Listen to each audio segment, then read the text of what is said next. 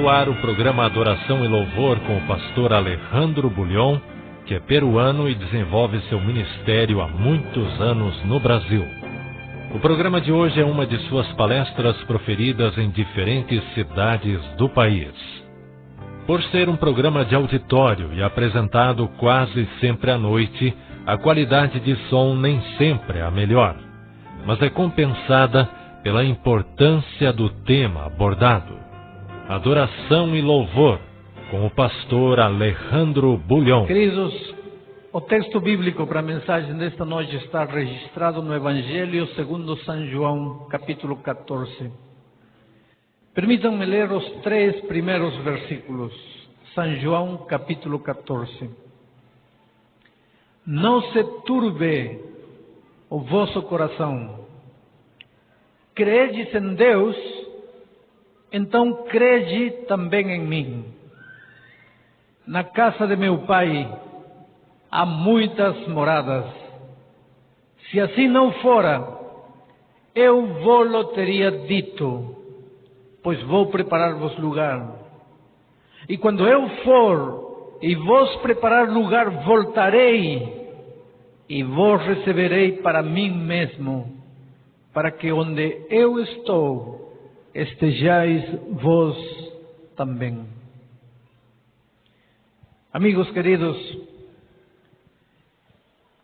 estes versos que acabo de ler contêm uma das promessas mais extraordinárias da Bíblia. Não é a promessa de um ser humano. Nós, os homens, estamos cansados de promessas humanas. Promessas humanas quase nunca se cumprem. Ou se se cumprem, não duram muito tempo. Por exemplo, estarei pregando esta noite para uma senhora cujo marido prometeu diante do altar, na presença da igreja, alguns anos atrás, que a amaria, a respeitaria e viveria só para você enquanto ambos viverem. E hoje, onde está esse marido? Promessas humanas. O ser humano está cansado de ouvir promessas de homens. Cada vez que se aproxima uma campanha eleitoral, os homens prometem. Prometem as coisas mais irrisórias, mais ridículas, mas prometem. E o pior é que tem ser humano que acredita. Talvez porque o ser humano precisa acreditar em alguma coisa. Precisa acreditar no futuro. Precisa acreditar em algo, em alguém. Mas Deus sabe que o ser humano se encontra cada vez mais frustrado, mais vazio, mais incrédulo com relação às promessas que os seres humanos fazem. Estarei pregando esta noite para um amigo que foi traído pelo amigo. Para um amigo, para uma pessoa que acreditou no seu patrão e hoje está sem emprego. Para alguém que apostou na vida do outro e nada deu certo. Para alguém que se sente só, abandonado, rejeitado, traído, frustrado, desapontado. Você investiu no filho pelo próprio bem do filho e ele arruinou todas as esperanças e os sonhos. Você acreditou no pai e ele te frustrou e traiu tua confiança. Seres humanos, geralmente precisamos crer em algo, precisamos acreditar em algo. E aqui está uma das mais belas promessas que o Senhor Jesus faz ao ser humano. Mas Ele sabe que o ser humano está cansado de ouvir promessas humanas. Por isso vejam como Ele começa a grande promessa. Não se turbe vosso coração. se credes em Deus, então crede também em mim. Ele assina, primeiro ele se identifica, antes de apresentar a promessa, ele se identifica, ele diz: eu não sou apenas um ser humano, portanto, vale a pena você acreditar nesta promessa. Os seres humanos geralmente falham, então Jesus diz: se credes em Deus, então crede também em mim, porque não sou apenas um ser humano, você pode crer nessa promessa que eu vou te fazer. Promessas. E para o ser humano não ficar frustrado nem desapontado, ele começa falando da triste realidade do sofrimento. E ele diz assim: não se turbe o vosso coração. O que significa turbar? Não se entristeça o vosso coração. Não se desespere o vosso coração. Não se angustie vosso coração. Porque com relação ao sofrimento também há promessas enganosas dos seres humanos.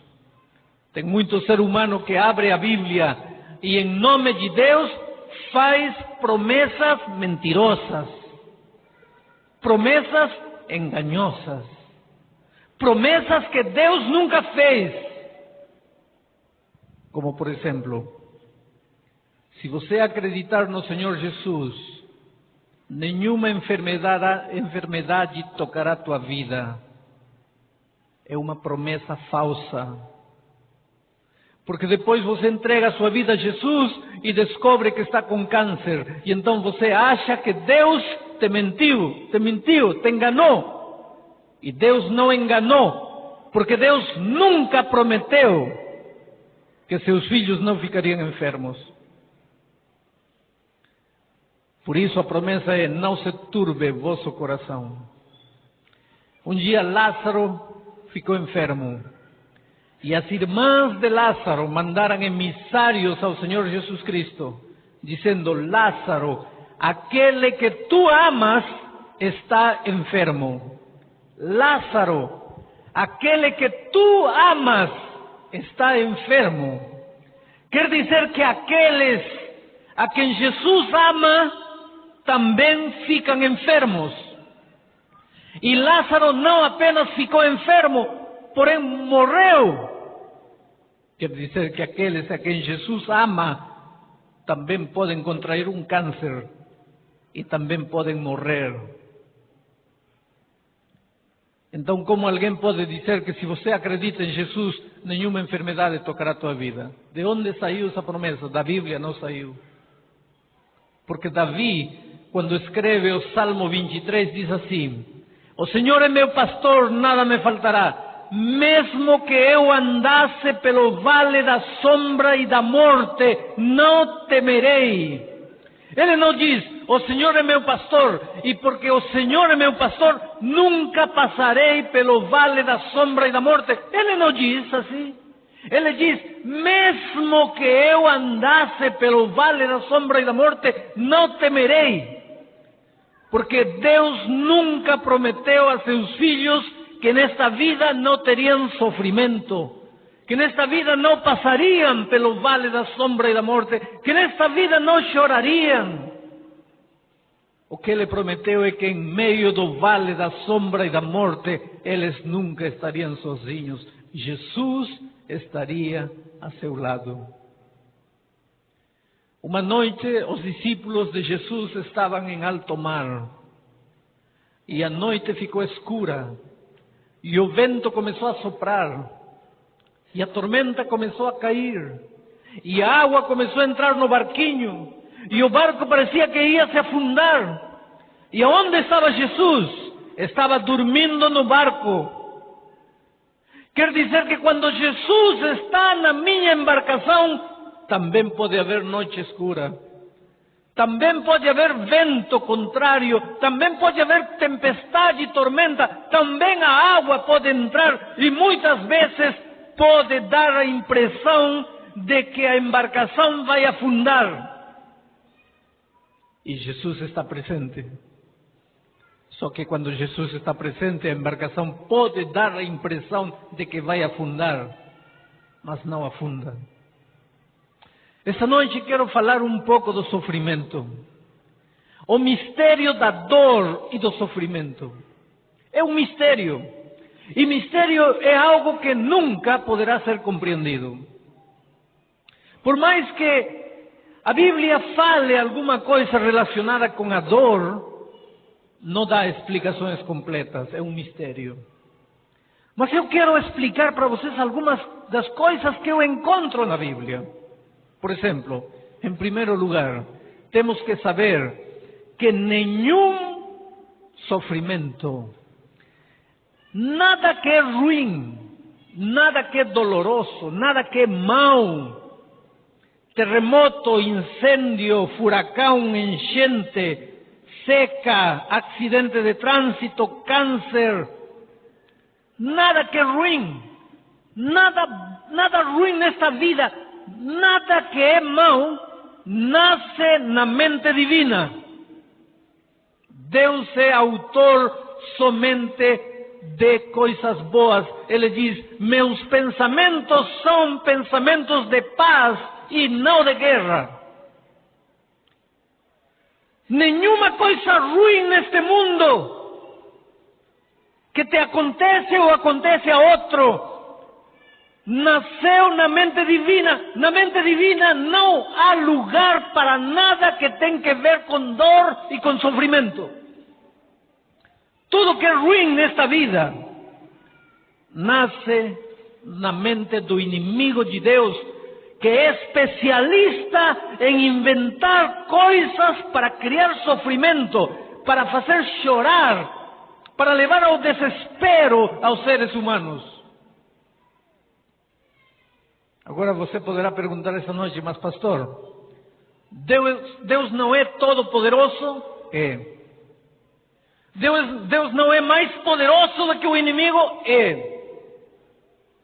Então Ele não tem poder para impedir que o inimigo toque minha vida com a dor, com o sofrimento, com a enfermidade, com a morte? Deus teria poder para impedir, sim. E por que não o faz? Por um simples motivo. Eu vou explicar isso agora. Em primeiro lugar, temos que entender que quando este mundo em que vivemos, este planeta em que vivemos, saiu das mãos do Criador, ele era um mundo perfeito. Somente haviam flores, não haviam espinhos. A terra era boa, produzia. Não havia calor, não havia frio, era um clima maravilhoso. Não havia enchente, não havia seca, não havia tragédia, não havia desgraça. No mundo perfeito que Deus criou, não havia morte, não havia dor, não havia lágrimas. Não havia traição, não havia orgulho, não havia ciúme, não havia inveja, cobiça. O mundo saiu das mãos do Criador perfeito. O texto bíblico em Gênesis diz que Deus viu tudo que tinha criado e eis que era muito bom, perfeito, completamente perfeito, um mundo maravilhoso. E nesse mundo maravilhoso, Adão e Eva, criados para serem felizes, eterna e permanentemente felizes. Mas queridos, Deus confiou esse mundo perfeito nas mãos do ser humano, representados por Adão e Eva.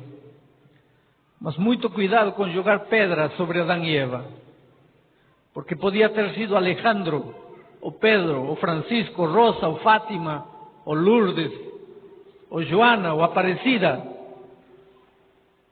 Você e eu podíamos ter sido.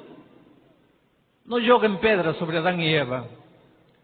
Em realidade, quando Deus criou este mundo, Ele nos confiou o mundo a nós, aos seres humanos, representados por Adão e Eva. Deus confiou este mundo ao ser humano, para o ser humano administrar toda a felicidade e a perfeição deste mundo. Desgraçadamente, Adão e Eva, que são o símbolo da humanidade, de mim e de você, Adão e Eva venderam este mundo ao inimigo de Deus, o entregaram para ele, o venderam, e o venderam barato, o venderam por uma bagatela, o venderam por um minuto de prazer, por um minuto de curiosidade, o venderam barato. E queridos, muito cuidado com jogar a culpa em Adão e Eva, porque se nós tivéssemos estado em lugar deles, também teríamos feito a mesma coisa. Querem ver? Estarei pregando esta noite para um pai que vendeu toda a felicidade do lar, da família, dos filhos, o vendeu barato, por um minuto de prazer com uma mulher estranha. E hoje você, como pai, tem vergonha de olhar nos olhos dos filhos. Então não foi Adão e Eva o único que entregou este mundo barato para o inimigo. Estarei pregando aqui para uma mulher que vendeu barato a paz da consciência por um minuto de curiosidade e hoje vive atormentada pelo complexo de culpa, a consciência que não a deixa dormir. Quantas vezes vendemos barato uma profissão, um trabalho, uma carreira da vida por um minuto de prazer? Quantas vezes vendemos a saúde que é o mais precioso que temos, por um minuto de prazer que nos provoca uma garrafa de whisky? Continuamos vendendo as coisas belas que Deus nos deu, as continuamos vendendo barato. Então, se nós tivéssemos estado no jardim do Éden, também teríamos feito o que Adão e Eva fizeram. Adão e Eva venderam o mundo perfeito que Deus lhes confiou, ou venderam barato para o inimigo. E agora, queridos, mesmo que lhes pareça duro o que eu vou dizer, mesmo que lhes pareça difícil de aceitar, hoje este mundo em que vivemos não pertence mais a Deus. Este mundo pertence ao inimigo de Deus. O inimigo de Deus não tinha direito a este mundo, não, porque este mundo foi criado por Deus, era de Deus, pertencia a Deus, mas Deus o entregou ao ser humano para ser administrado, e o ser humano o vendeu barato para o inimigo de Deus. E hoje, este mundo lhe pertence tanto que o inimigo, quando Jesus, o Filho de Deus, esteve nesta terra, no deserto, o inimigo se atreveu. Vejam a prepotência, a soberbia do inimigo. Este mundo lhe pertence tanto a ele hoje, que ele se atreveu a dizer a Jesus: olha, contempla o mundo, contempla tudo que existe, tudo é meu, e eu te lo entrego, se prostrado me adorares. Imaginem a prepotência do inimigo. A que ponto este mundo lhe pertence a ele? Não era dele. Ele não deveria ter direito nenhum sobre este mundo. Só que nós, os seres humanos, se lo entregamos. E se lo entregamos por nada. E agora, neste mundo perfeito, donde não havia egoísmo, só havia amor, o inimigo coloca o egoísmo. Agora cada um vai lutar por si. O homem vai se tornar o lobo do homem. Cada um vai tentar devorar o outro, pisar o outro para subir. Não importa se esse outro é meu irmão, é meu vizinho, é meu amigo, é meu filho, é meu pai. É por isso que irmãos de carne, de sangue, que beberam, mamaram o leite materno no mesmo peito, estão brigando por um pedaço de terra, por um pedaço de ança. Esse é o maldito egoísmo que o inimigo colocou neste mundo. Ele colocou ciúme, ele colocou orgulho, ele colocou inveja, ele colocou cobiça. E ele desequilibrou o clima, ele colocou enchente. Ele colocou seca no Nordeste, enchente no Sul. Ele colocou furacão, terremoto. Ele colocou desequilíbrio ecológico. A corrente del Niño hoje desequilibrando tudo. Não é a corrente del Niño, é a mão do inimigo por trás de tudo. Ele colocou miséria, fome, pobreza, traição. Por isso que você está magoado, ferido. É por isso que você se sente sozinho no mundo. É por isso que quando mais honesto você é, mais pobre fica. E os desonestos crescem e prosperam. E você não compreende a injustiça do mundo. É por isso que você não consegue acreditar mais no ser humano. Um mundo quebrado, um mundo desequilibrado. O inimigo colocou a dor, a enfermidade, o sofrimento e a morte. E agora Deus contempla seus filhos vivendo num mundo de morte, num mundo de dor, de enfermidade, de sofrimento. E Jesus disse: filho, enquanto você viver neste mundo, eu não posso te dizer que você não será atingido pela dor, pela enfermidade e pelo sofrimento. Mas uma coisa eu posso te dizer: em meio do vale da sombra e da morte, você nunca estará sozinho. Eu estarei a teu lado. E se neste momento estou pregando a alguém que está sem mais forças para resistir à provação, você está sem emprego há muito tempo e acha que não tem mais forças. Você foi abandonada pelo marido e acha que não tem forças para resistir. Você foi traído pela esposa e acha que não tem forças para resistir. Ou você nunca conheceu seu pai e sua mãe, jogaram você numa lata de lixo. E você cresceu revoltado contra a vida, contra o mundo. Você não acredita em nada e em ninguém. Você tem sonhos de ir a uma faculdade, preparar-se, ser um profissional, mas não tem dinheiro para isso. Enquanto outros que têm muito dinheiro, que poderiam fazer, não aproveitam e jogam tudo em drogas, em vícios, em prazeres. Como este mundo é injusto. Como você sente que está tudo de costas para você. E Deus disse: filho, o que eu posso fazer? Neste mundo que está sob o controle do inimigo, o que eu posso te dizer: eu não te abandonarei. Eu estarei a teu lado. Eu caminharei contigo em meio das brasas. Você entrará no rio, mas não será molhado. Você passará pelo fogo, mas não será queimado. Eu estarei contigo, mas terá que passar pelo fogo.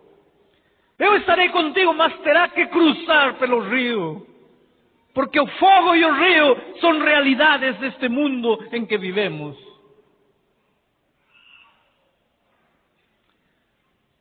Agora nós temos que aprender a conviver com a dor. Porque outro dia um grande amigo meu me escreveu uma carta. E ele dizia: Bulhão, eu estou vivendo o momento mais difícil da minha vida. Eu estou sofrendo. Minha família está sofrendo. Mas ele dizia: o que mais me faz sofrer não é tudo que a gente perdeu, tudo que a gente está passando, não é isso. O que me faz sofrer é que eu, como cristão, eu deveria me alegrar diante da situação difícil. Mas eu não consigo me alegrar. Pelo contrário, eu estou desanimado. Eu às vezes sinto que Deus me abandonou. E isso aumenta o sofrimento do meu coração, porque eu sei que eu não devo pensar que Deus me abandonou, mas eu não consigo pensar de outra maneira, porque estou sofrendo demais. E agora, além do meu sofrimento, o sofrimento de saber que eu não estou me alegrando com essa situação, ao contrário, estou amaldiçoando os planos divinos, isso me faz sofrer mais. Queridos, tem muito cristão que acha que deveria se alegrar quando a tragédia bater a porta da sua vida. E se não puder se alegrar diante da tragédia, então não é cristão. E eu não acredito que um ser humano normal neste mundo tenha que se alegrar com a tragédia. Quem se alegra com a tragédia, quem se alegra com a dor, quem se alegra com o sofrimento, não é o cristão, é o sádico. E o sadismo é um distúrbio de personalidade, é uma personalidade torcida, não é normal. O cristão não precisa buscar a dor, não precisa buscar o sofrimento, buscar a tragédia para ser mais cristão, não. Que você não aceite o sofrimento é normal. Sabe por quê? Porque quando Deus criou você, não o criou para sofrer. Nem eu, nem você fomos criados para sofrer. Nós fomos criados para gostar da vida, para desfrutar da vida, para gostar de coisas belas, para gostar da alegria, para buscar a felicidade. Nós não fomos criados com uma personalidade distorcida que busque a dor e o sofrimento. Então é lógico que uma personalidade normal não aceite o sofrimento. Que Deus nunca permita se hoje meu filho morresse num acidente de trânsito, eu deveria alegrar-me com a morte de meu filho. Só se eu estiver louco, só se eu tiver uma personalidade distorcida. Mas sendo um ser humano normal, é lógico que eu tenho que sofrer diante da morte de meu filho. E se eu sofrer diante da morte de meu filho, por que tenho que me sentir pecador diante de Deus só porque estou sofrendo? Agora tem uma realidade. São Paulo, quando escreveu aos Tessalonicenses, ele escreveu sobre a atitude que os cristãos devem ter diante do sofrimento, especialmente quando a morte nos arranca um ser querido. E São Paulo diz assim: irmãos,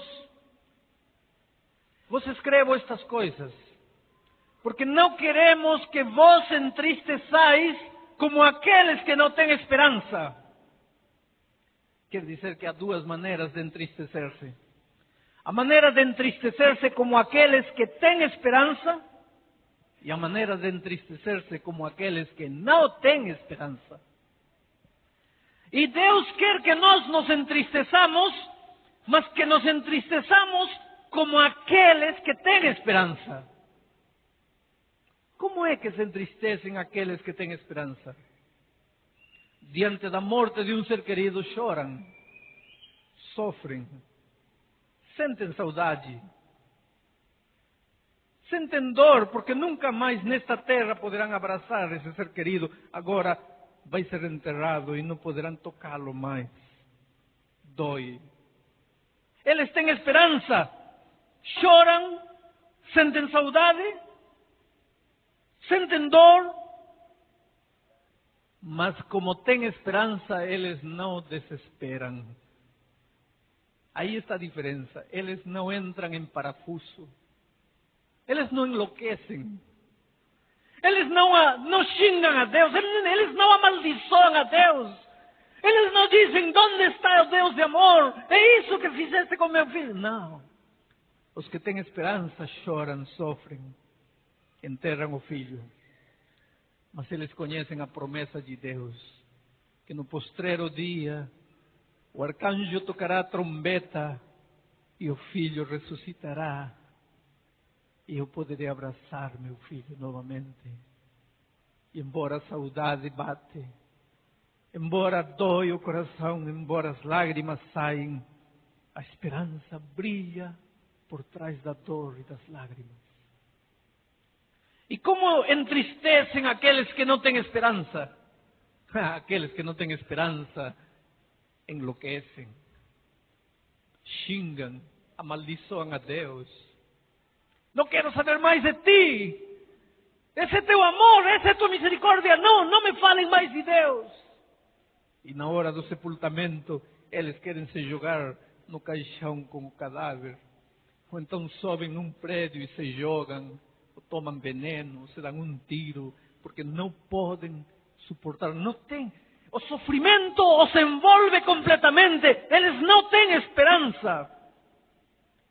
E São Paulo diz, irmãos, não queremos que vos entristeçais como aqueles que não têm esperança. Entristecei-vos como aqueles que têm esperança. Então não se sinta mal quando você perde o emprego. Seria irracional, você estaria louco se um dia demitem você daquele emprego, você tem esposa, filhos para manter, agora você é despedido do emprego e sai assobiando feliz da vida porque perdeu o emprego. Você estaria louco.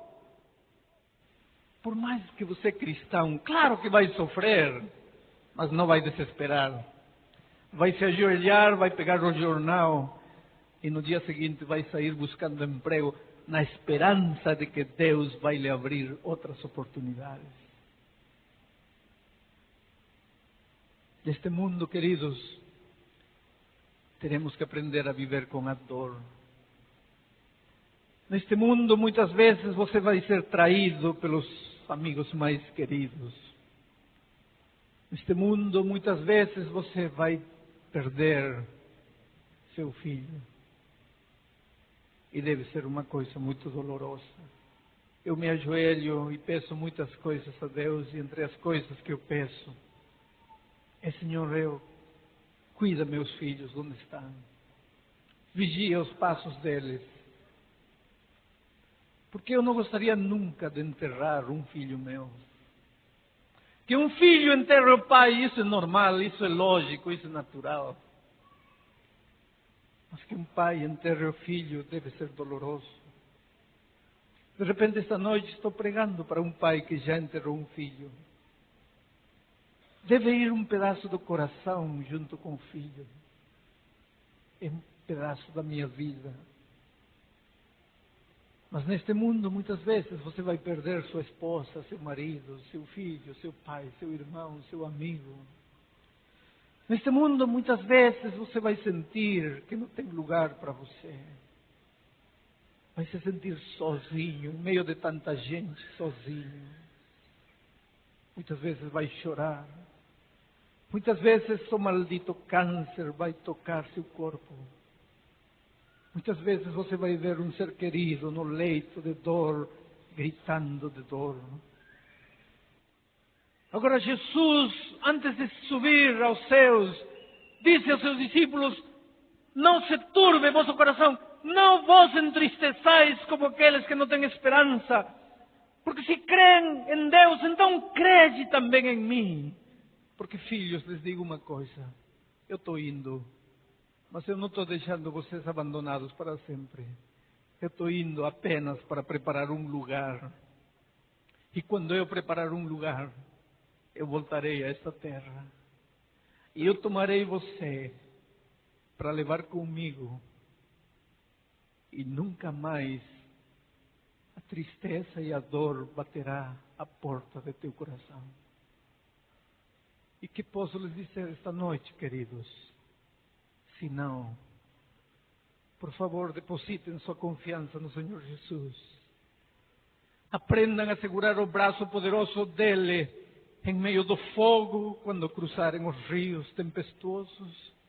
Quando a noite escura chegar, aprendam a segurar o braço poderoso de Jesus, sabendo que vocês não estão sozinhos, não estão abandonados, não estão perdidos, não estão jogados ao esmo lá no universo.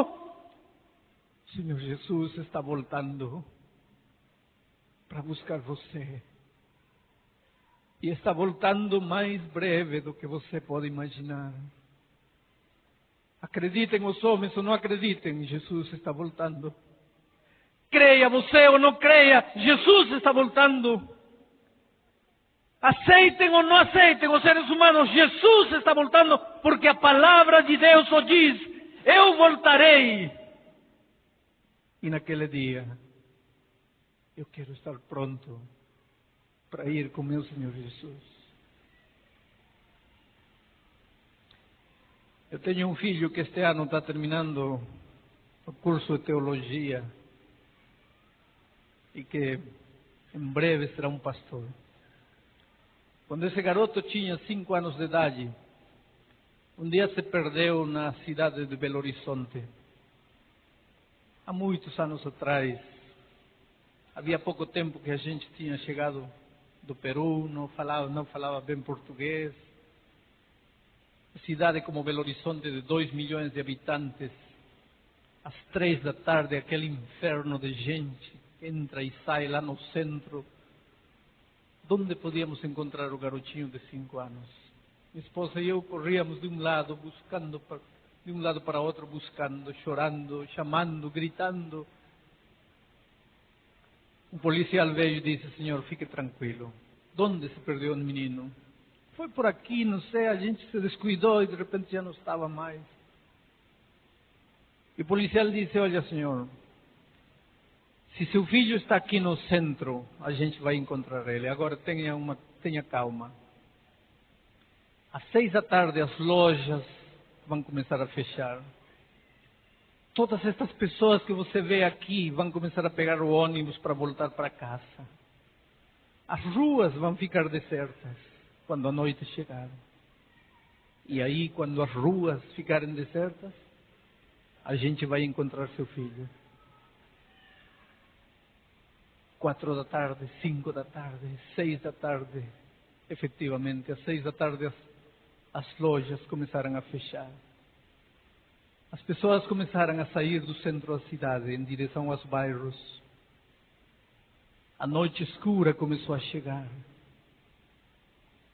O vento gelado começou a soprar no mês de junho.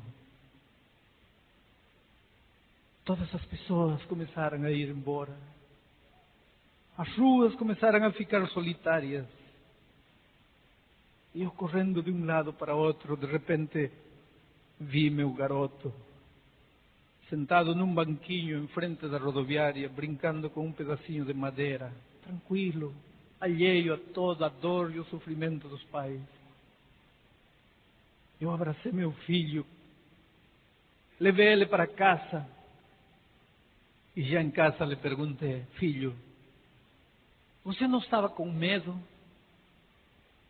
Ele disse: medo? Não.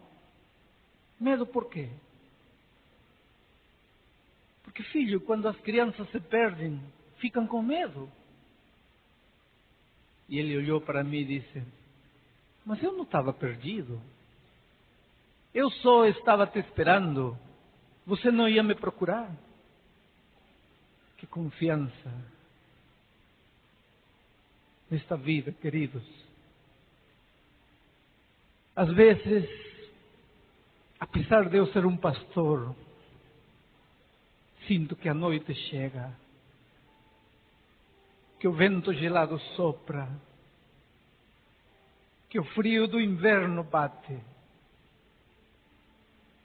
Eu também às vezes sinto que as ruas da minha vida começam a ficar solitárias.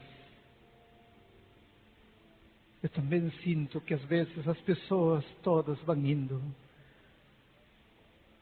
A minha tendência é de sentir medo, porque sou ser humano. Mas então me digo: eu não estou perdido. Eu só estou esperando. Eu sei que meu Senhor Jesus voltará para me procurar. E amigo querido, não importa a dor que você esteja carregando em sua vida, não importa as feridas que a vida tenha aberto em seu corpo e em seu coração, não importa seus sonhos que parecem todos derrubados, não importa a traição, o egoísmo, a miséria deste mundo, não importa que as trevas da noite estão chegando assustadoras, você não está perdido. Você somente está esperando, porque Jesus está voltando para procurar você. E esta noite vou pedir a Sonete que venha para cantar.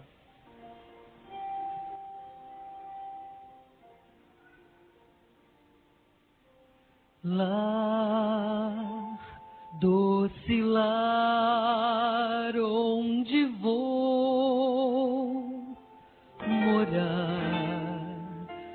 junto ao meu Salvador.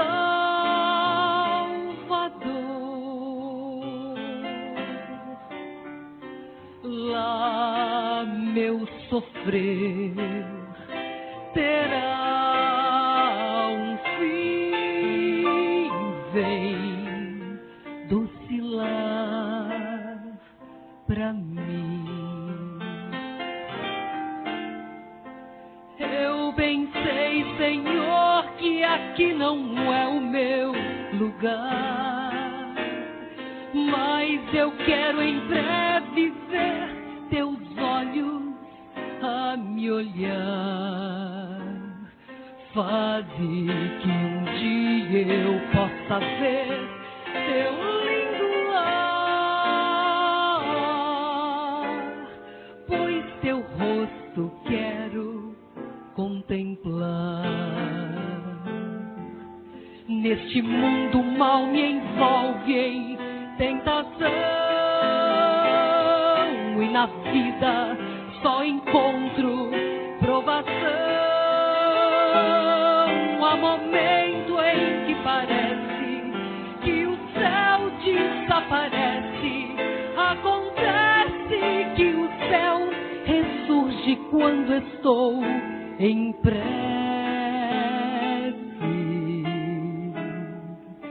Satã estremece quando estou em oração, e os anjos maus me deixam e se vão. Eu sei que Jesus Cristo tem poder pra me salvar, pois a vida deu por mim e amor sem par.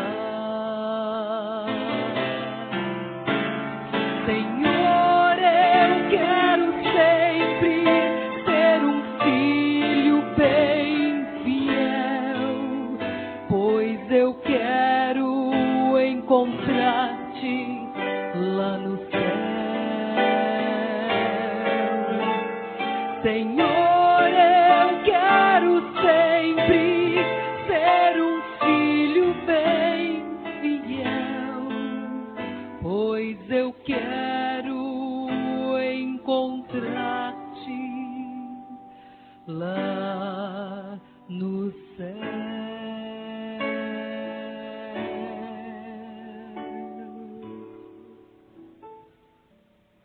Pai querido, olha estas pessoas aqui à frente. Tu as conheces bem. Desde o dia que elas nasceram, a cidade onde eles nasceram, quando eram crianças, quando foram adolescentes, jovens, adultos. Tu conheces a história da vida destas pessoas. Tu sabes que sempre buscaram, sem saber talvez o que estavam buscando. Finalmente, esta noite, te encontraram, Jesus. Que bom que eles tomaram sua decisão. Abraça-os bem forte. Deposita em sua fronte o beijo da tua paz. Abençoa-os ricamente em todas as áreas da vida e mantém-los firmes até o dia da volta de Cristo. Em nome de Jesus.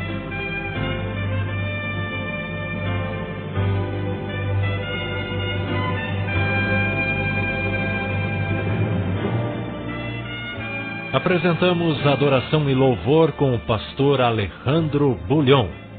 O programa que você ouviu é mais uma de suas palestras proferidas em diferentes cidades do Brasil. Por ser um programa de auditório apresentado quase sempre à noite, a qualidade de som nem sempre é a melhor, mas foi compensada pela importância do tema abordado. Você gostaria de ter as palestras do programa Adoração e Louvor com o pastor Alejandro Bullion? Você pode adquiri-las em CD ou até gratuitamente, fazendo download no site www.redemaranata.org.br www.redemaranata.org.br Rede Maranata. Boas notícias no ar. Você gosta de histórias empolgantes de respostas a orações? Então conheça o site da Rede Maranata. Além de relatos maravilhosos de um ministério de mais de 20 anos, você poderá ouvir e copiar gratuitamente programas como Tempo de Refletir, Falando ao Coração, Adoração e Louvor, Encontro com as Profecias e muito mais. Visite www.redemaranata.org.br.